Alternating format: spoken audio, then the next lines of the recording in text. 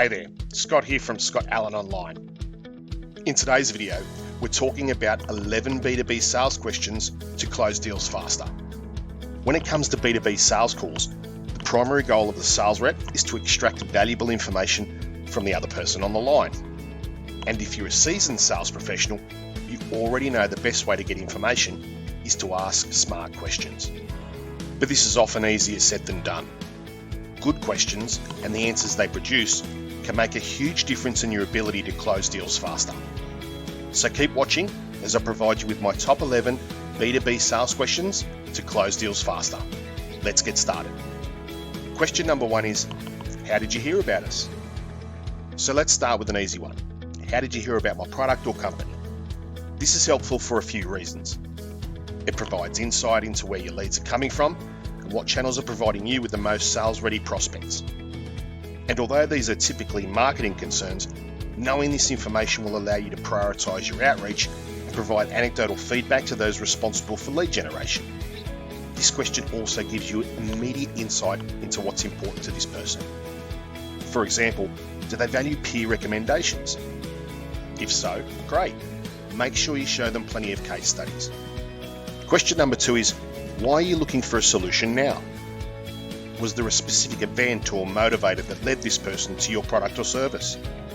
This is the type of question that will give you insight and give you valuable information about timeliness and urgency.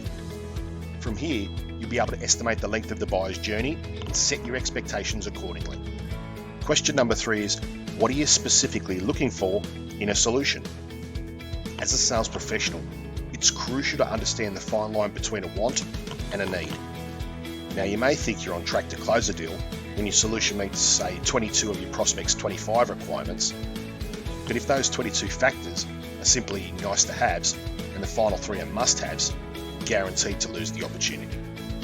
Ultimately, knowing where your prospect places the most importance will help you understand the buyer's mindset and tailor your sales pitch to their needs. Question number 4 is, what's your decision-making process like? Obviously, this question helps you understand how your prospect and their organisation go about making a purchase decision. And now, armed with this information, you'll be able to influence, control, and manage the entire buying process. Question number 5 is, who are the primary stakeholders involved in the decision-making process? Now, this question serves your selling strategy in a number of ways. First of all, it allows you to prioritise who you should engage with most and how. Because B2B purchase decisions have many moving parts. So by knowing who each person is and how their influence affects the purchase, this will allow you to tailor your strategy to each account's needs. However, it's also important to determine who the purchase will impact. So as an example, marketing may utilise your product, but who will implement it? Will it be the IT department, the sales department, for example? If so, how can you ensure this process goes quickly and smoothly for them? Information about these key stakeholders allows you to provide proper training and onboarding, as well as assistance to each person on the buying committee. Question number 6 is, when was the last time you made a purchase decision on this scale? If your prospect is able to cite a somewhat recent purchase, you're probably in luck. This is the kind of information that indicates whether they're an active buyer or not. However, if it's been years since they've made such a decision, it might be a little bit more difficult to close a deal. It's also important to know how other organisations or your competitors have fared with your prospects. Has another organisation or vendor significantly impressed them? If so, do your research and try where possible to mimic their approach. And on the flip side, was there an instance where another organisation failed miserably? And if that's the case, it goes without saying, learn from their mistakes. Question number 7, what does your timeline look like? This question is simple. It provides you with a timeline for a potential sale. And in turn, this question will also provide you with a sense of urgency and ultimately will allow you to allocate time and resources to better serve your prospect. Question number 8 is, how much money are you looking to spend? Or do you have budget allocated for this project? This question again acts as another great qualifier. It's important to know where your prospect sits financially to determine whether or not they can even afford your product or service. And don't worry if you don't receive a straightforward answer.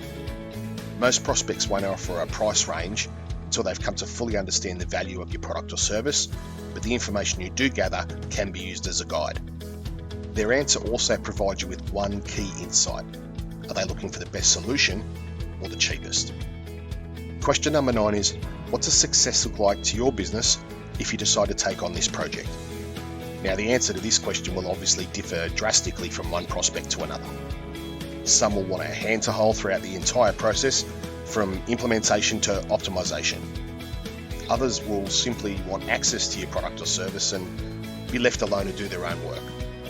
Questions like these demonstrate your desire to help your prospect and allow you to provide them with the experience that they're looking for. Question number 10 is, do you have any questions?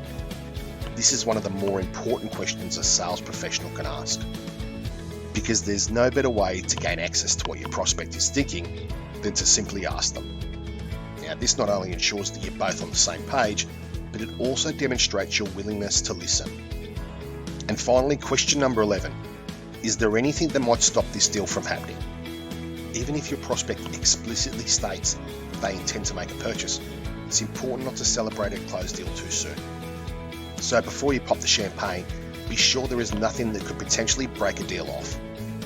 The answers you get from this question can help you prepare for and navigate potential roadblocks. Questions are an integral component of the B2B sales process. And by asking smart questions, they not only help move your prospects through the buying stages faster, but can also make a sales rep more effective and efficient. So remember, stop talking at your prospects, ask smart questions, and instead take a minute to listen. If you do this, you'll be guaranteed to close deals faster and never miss quota. Thanks again for taking the time to watch this video. If you got some value from it, you may want to check out my upcoming 7-Figure Sales Academy membership, where I cover all this and more using my PACER methodology, along with a large range of tools, resources and frameworks for communicating and selling to the modern customer. Or you can grab my new book, 7-Figure Sales Skills, which is available on Amazon now. I look forward to seeing you in the next video, and don't forget to like, share and subscribe. Bye for now.